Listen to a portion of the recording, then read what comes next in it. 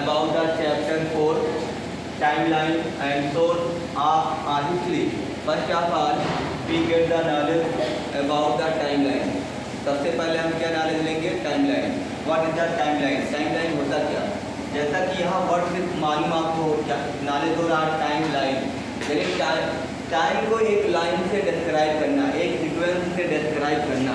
यानी anything we describe a sequence that is called timeline. यानी कोई भी चीज़ हो उसको हम एक सीक्वेंस से डिस्क्राइब करेंगे, उसी को हम क्या बोलते हैं?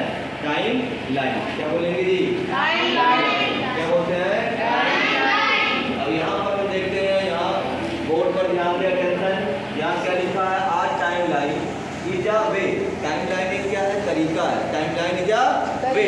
Timeline is a way to organize historical event. ये किस इवेंट को डिस्क्राइब करता है जी? Historical event. और हिस्टोरिकल इवेंट क्या है? इन क्रॉनिक जो लिखा है क्रोनोलॉजिकल. क्या लिखा जी? क्रोनोलॉजिकल मतलब होता है एक सीक्वेंस से. यानी टाइम लाइन क्या होता है? Time line describes a historical event in a sequence that is called timeline. यानी कोई भी इवेंट हो उसी को डिस्क्राइब करना. किस ऑर्डर में?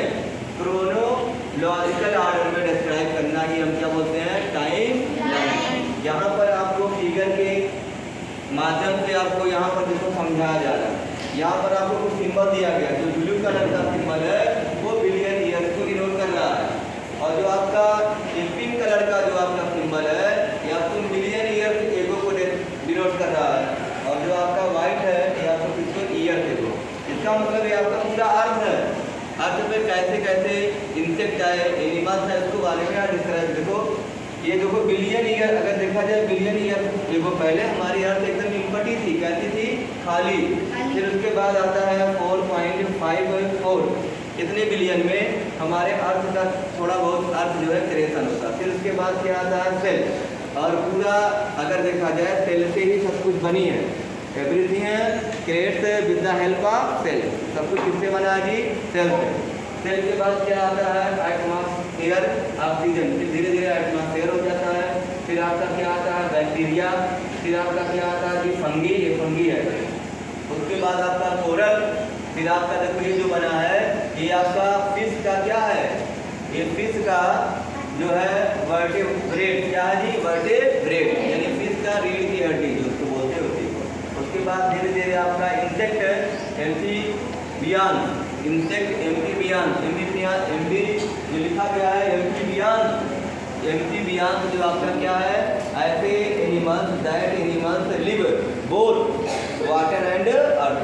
ऐसे इंसेक्ट बोल लो, इंसेक्ट. एनिमल्स ना बोलो, इंसेक्ट. ऐसे इंसेक्ट जो कहाँ रहते हैं? अर्थ पर भी और वाटर में. उसी को हम क्या बोलते हैं? एम्फीबियन. क्या बोलेंगे? एम्फीबियन. उसके बाद आपका क्या आया? शार्क. ये आपकी फिश हो गई. फिर आपका क्या? रेप्टाइल, डायनासोर आता है.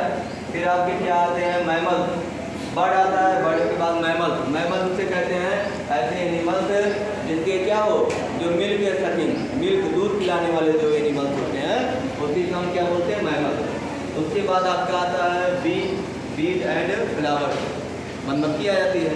फिर आपका एक क्या बनता है? देखो यहाँ पर क्या लिखा है? प्राइमेट. क्या लिखा जी? प्राइमेट. और क्या लिखा? 100 लाख. 100 लाख में year ago. 100 lakh year ago क्या बन जाता है? एक प्राइमेट. प्राइमेट का मतलब क्या होता है जी? यहाँ पर एनिमल्स, मैन, सब एक समूह. क्या होता है? Group of family of insect animals सबका ग्रुप. उसके बाद किसका? फायर. और फायर कब आता है आपका? 10 लाख. कब आता है जी? 10 लाख. कितना आता जी? 10 लाख में क्या आता जी? आपका फायर. फिर किसका क्रिएशन हो जाता है? Homo sapiens. और होमो सैपियंस किसका नाम है? The scientific name of human. Homo sapiens is the scientific name of human.